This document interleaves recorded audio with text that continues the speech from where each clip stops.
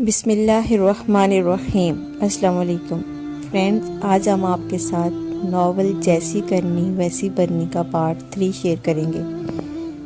اگر آپ نے اس کے پہلے والے پارٹ نہیں سنے تو آپ میرے چینل پر جا کر سن سکتے ہیں، اور اگر آپ میرے چینل پر نیو ہیں تو چینل کو سبسکرائب کر کے اور نوٹیفیکیشن آن کر لیں تاکہ آنے والی اپڈیٹس آپ کو ملتی رہے۔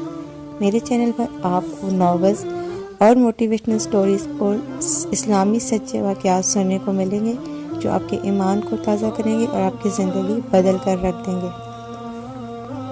لڈن نے خوفزدہ آواز میں کہا، یہ کیا ماجرا ہے؟ ہم نے پوچھا کیا ہوا؟ اس نے کہا، اندر دیکھیے۔ اس نے موم بتی میت کے قریب کر دی۔ جب ہماری نگاہیں میت پر پڑی تو ہم پر حیرت کے پار ٹوٹ پڑے۔ وہ تو کوئی مردانہ لاش تھی۔ حافظ نے مجھے ناراضگی سے کہا، تم نے غلط قبر کھدوائی ہے۔ میں نے کہا، نہیں، قبر یہی ہے۔ اس نے کہا، اگر قبر یہی ہے تو میت کہاں ہے؟ اتنے میں لڈن بھی قبر کے اندر سے اوپر آ گیا۔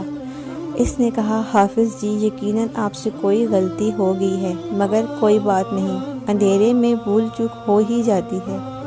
جلدی سے اصل قبر تلاش کیجیے۔ اور پھر ہم موم بتی لے کر آس پاس نئی قبر کے نشانات تلاش کرنے لگے، مگر کوئی بھی نئی قبر نظر نہیں آئی۔ اور پھر اس کھودی ہوئی قبر کے سرہانے میری کی تختی بھی لگی ہوئی تھی۔ لہٰذا ہم اس نتیجے پر پہنچے کہ یہی قبر فاطمہ کی ہے، مگر یہ عجیب معاملہ ہے کہ میت کی جگہ کوئی اور مردانہ میت ہے۔ مزید تسلی کے لیے حافظ قبر میں اترا اور تابوت پر جھک کر میت کو دیکھنے لگا۔ اچانک ہی وہ شدید حیرت سے اچھل کر قبر سے باہر آ گیا کہ آتے ہی اس نے مجھ سے کہا، جانتے ہو یہ میت کس کی ہے؟ میں نے کہا، اس نے کہا، یہ بارہ بنگی کے نواب یامین کی لاش ہے۔ یہ بارہ بنگی کی ایک تحصیل ماری پور کا نواب یامین ہے۔ میں اسے کئی بار قریب سے دیکھ چکا ہوں۔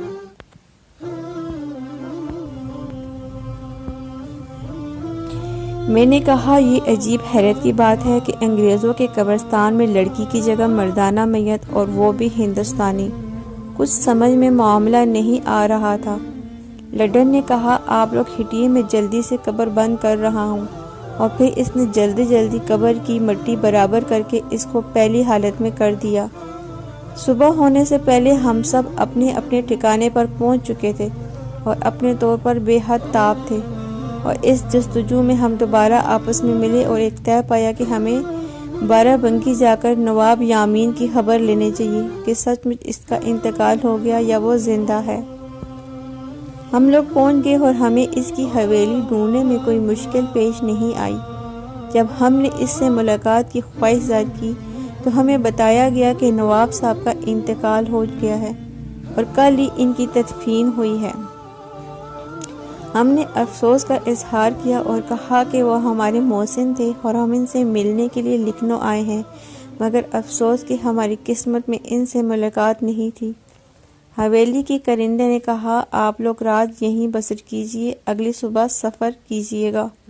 حافظ نے کہا، ہماری بد نصیبی کہ ان سے ملاقات تو نہیں ہو سکی، مگر ہم ان کی قبر پر فاتحہ پڑھنا چاہتے ہیں، کہ آپ ہمیں ان کی قبر تک رہنمائی فرما دیں گے؟ انہوں نے کہا، جی ضرور، کیوں نہیں۔ اور پھر ایک آدمی کی رہنمائی میں ہم لوگ ان کی قبر پر فاتحہ خوانی کریں گے۔ رات کھانا کھانے کے بعد حافظ نے کہا، آئندہ کا کیا پروگرام ہے؟ حافظ نے کہا، تم بے وقوف ہو کیا؟ ہم یہاں صرف فاتحہ پڑھنے آئے تھے۔ ہم نے ان کی موت کی تصدیق تو کر لی، اور یہ کام بھی آج رات ہی کرنا ہے۔ میں نے قبر پر فاتحہ پڑھنے کا چکر اس لیے چلایا تھا کہ قبر کی شناخت کر لوں۔ لڈن نے کہا، ہمیں نواب صاحب کی قبر ضرور دیکھنی چاہیے، ورنہ یہاں آنے کا مقصد فوت ہو جائے گا۔ ہم لوگ چہل قدمی کے بہانے حویلی سے نکل گئے۔ چوکیدار کو کہا کہ ہم لوگ رات کا کچھ لطف اٹھانے کے لیے ذرا دیر تک سیر سپاٹے کے بعد واپس آئیں گے۔ ہم لوگ کوئی 11-11:30 بجے تک وہاں کی سڑکوں پر گھومتے رہے اور پھر آہستہ آہستہ قبرستان کی طرف رخ موڑا۔ قبرستان ویران علاقے میں تھا اور دن کے وقت بھی وہاں آمد و رفت کم ہی ہوتی تھی۔ ہم لوگ ساز و سامان ساتھ لے کر کیے تھے اور دبے پاؤں ہم رات 12 بجے کے قریب اس میں داخل ہوئے۔ موم بتی کی روشنی میں لڈن نے جلد نواب صاحب کی قبر کھولی اور ہم سب قبر میں جھک گئے اور ایک موم بتی کی روشنی میں اندر دیکھنے کی کوشش کرنے لگے۔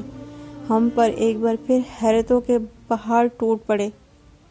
قبر کے اندر کفن میں لپٹا ایک انتہائی خوبصورت نوجوان نظر آ رہا تھا۔ ہم نے حیرت سے ایک دوسرے کو دیکھا کہ یہ کیا ماجرا ہے۔ لڈن موم بتی لے کر میت کا اچھی طرح جائزہ لینے لگا اور قبر کے کتبے پر تو نواب صاحب کا ہی نام لکھا ہوا تھا۔ لڈن نے کہا، یہ کوئی عرب نوجوان لگتا ہے اور عمر 25 سے 30 سال کی ہے، جبکہ نواب صاحب 47 اور 50 کے آس پاس تھے۔ حافظ نے کہا، اب بس تم باہر آ جاؤ۔ وہ جلد ہی باہر آ گیا اور فوراً قبر بند کر دی۔ اب سب خاموش تھے اور اس بات پر غور کر رہے تھے کہ کوئی کسی سے کچھ نہیں کہہ رہا تھا۔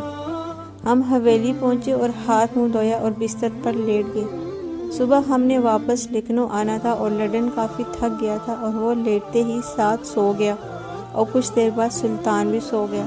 حافظ نے کہا، تم بھی اب سو جاؤ، صبح واپس بھی جانا ہے۔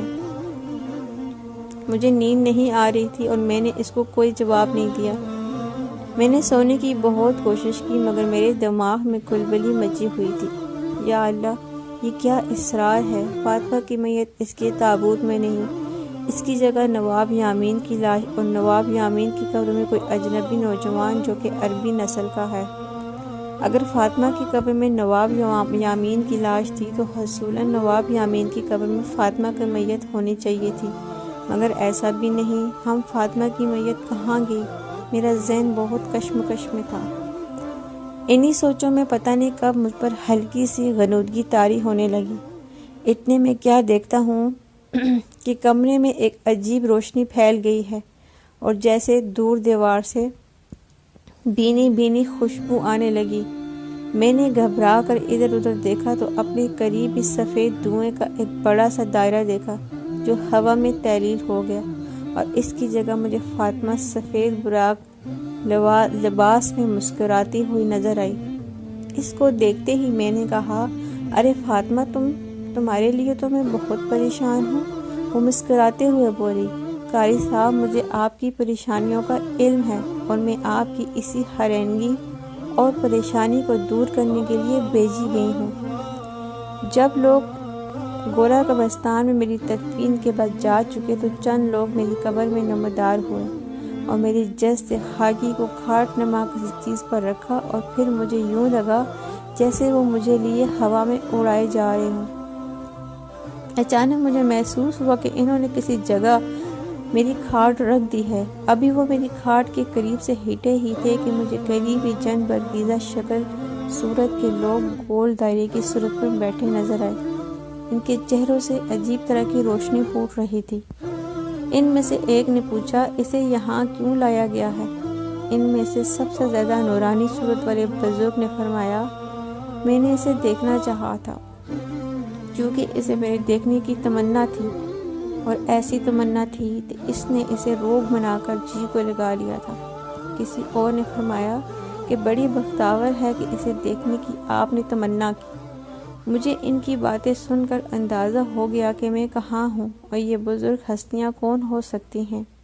میری آنکھیں بار بار ان کی بلائیں لے رہی تھی اور میرا دل ان کے قدموں میں جھکا جا رہا تھا۔ میرے دل میں رہ رہ کر خیال آ رہا تھا کہ میں نے اپنی منزل مقصود کو پا چکی ہوں۔ یہ کہہ کر فاطمہ تھوڑی دیر رکی اور اس وقت بھی اس پر اسی کیفیت کا اثر تھا۔ میں نے پوچھا، تمہاری باتوں سے تمہارے تابوت میں میت کی غیر موجودگی کا معمہ تو حل ہو گیا، مگر اس ثبوت میں بارہ بنگی کے نواب یامین کی میت اور نواب یامین کی قبر میں کسی نوجوان کا معاملہ سمجھ میں نہیں آیا۔ یہ الٹ کس نے کیا اور کیوں؟ وہ مسکرائی اور اس نے کہا، قاری صاحب، آپ نے سنا ہوگا کہ اللہ تعالیٰ شکر خوری کو شکر دیتا ہے۔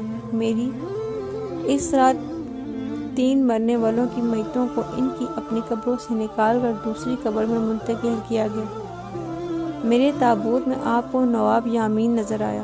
نواب یامین تھا تو ہندوستانی، مگر اپنے آپ کو ہر وقت انگریز بنائے رکھتا تھا۔